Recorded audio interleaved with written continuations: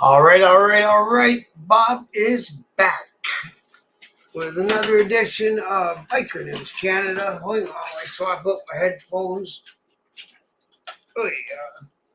Okay, so I'm going to do this one on TikTok at the same time I do it on YouTube, which means I will be trying to get it down to 10 minutes. So today's topic is how I feel about Canada becoming the 51st state of the United States of America. I guess Trump made a couple jokes about it there last week when Trudeau ran down there like a lapdog when he started barking about tariffs.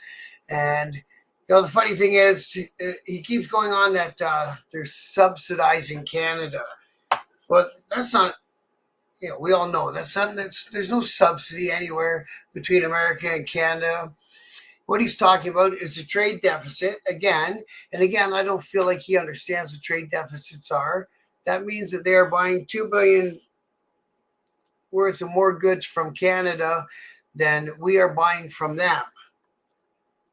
And again, it doesn't take a rocket scientist to figure out most of that comes from the oil that they take from Alberta. They don't take it, they buy it from Alberta. 40% of American oil comes from Alberta.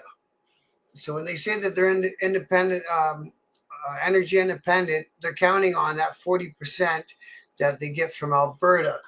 And, let's face it, Canada becoming the 51st state.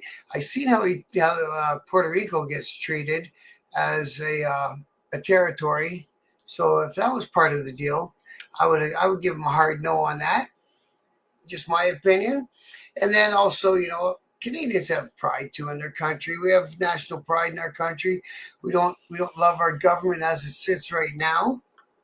Um, but the government's going to be changing next year. There's an election. We all know that it's going to change next year. So I just hope it doesn't go all the way conservative because that'll be another mess in a few years. That there'll be another election, and it just keeps going from liberal to conservative, liberal, because conservative. That's how it goes. Not much unlike down in the States, which keeps going, Republican, Democrat, Republican, Democrat. But there's a map behind me on we got what's that on my TikTok video.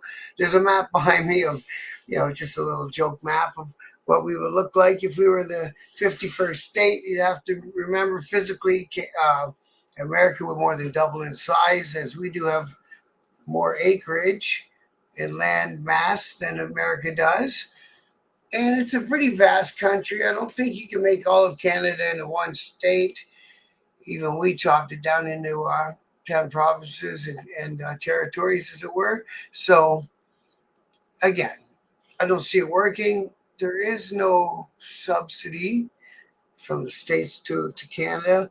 Now, there would be some good sides. Don't get me wrong. I would love, to be in a country with the Second Amendment and have one of those things whenever you want one and go and have fun and whatever. But as soon as you've got something on your record, your rights for one of those pretty much disappears anyway.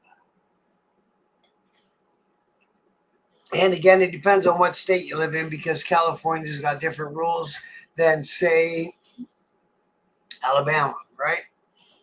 Just for a southern state that popped into my head. So the southern states, geez, some of them, I think Texas is almost a lot to own one. And then, you go to California and it's not much unlike Canada for the restrictions and what you're allowed to possess and what you're not allowed to possess. So there'd be the Second Amendment thing. No border to cross. That'd be great because, the days of me traveling into the States until I get a waiver, which can be quite costly, like for myself anyway, and anyone else with a criminal background, whether it's been pardoned or not, which mine has been pardoned, but I still have to do the last step at the American side, and they can still say no. Just because I got a pardon doesn't mean that I'm automatically allowed to go over there. I could go and fill out the paperwork for a waiver, and they can still decline me. It's just the rules of the world, and that's how it goes. So travel would be cool. Be able to get in the car one day and drive, and be in Florida the next day. I would love that. Or do the same thing heading east, and 12 hours later, you end up in New York City or whatever, right? The travel would be great. Shopping would be great. I don't know, that there's not many There must be a lot less taxes in the States on goods that you purchase. See, in Canada, we got a provincial sales tax that varies from province to province. I'm sure in the States they've got state sales taxes that change from state to state as well. And then we've got a federal sales tax. And then in Ontario, where I live, they combine them together and they call it a harmonized sales tax, which is very harmonious to me. It's like 13% of everything that we buy. We add another 13% to it. So prices will be better if we join America, that's for sure. I can't say I'm a real fan of their political system much, as I'm not a real fan of the Canadian political system either. It'd be good for bike rides and getting Harleys at a better price, because up in Canada, doesn't matter what that Harley's worth in the States, you got to add a lot more money by the time you get it across the border and register it in Canada for whatever reason. But again, we put tariffs on Harleys the last time Trump was in office. I don't think those tariffs ever came off. I'm not sure. You got to be quiet, buddy. He always wants to get in the video, that dog. So that's what I got for today. I'm going to do a short today. I got an interview coming up at 8 p.m. I just thought I'd give a couple points there. Trump makes me laugh. You know what I mean? He said it just to ruffle all the feathers up here, and it worked, because it's been on the news up here since he said it. A lot of people couldn't understand why Trudeau ran down there to Mar-a-Lago anyway, because he's not even in office yet. So let him get there first. He's talking tariffs.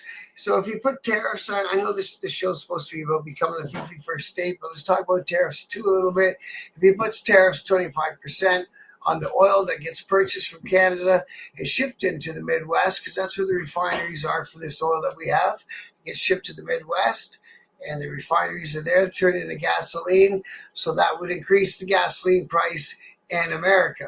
So he ran on a promise to bring all prices down. All conservative guys have been making that same promise, and we have to. It's a wait and see thing to see if any of that can hold true, especially in the States. If he's trying to do a trade war or start tariffs with his main trading partners, prices will not come down. Just a fact. So there you go. To all my friends in the States, much as I love you guys, and I do love to come and visit once in a while. It's kind of like having that rowdy cousin who you go visit once in a while. That's how I view the Americans, or the country of America. It's like the rowdy cousin.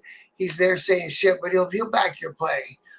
And that's how Canadians view America for the most part. And like I say, we do have our national pride. I'm proud to be a Canadian. I love my country, and I would expect nothing less from anyone about any country that you happen to live in. So that's what we got. A little political short for you tonight.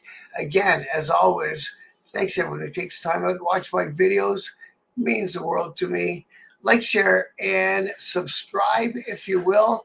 I'll post this across all the platforms until 8 p.m. when the video, we're going to do a live interview with Dan Castle.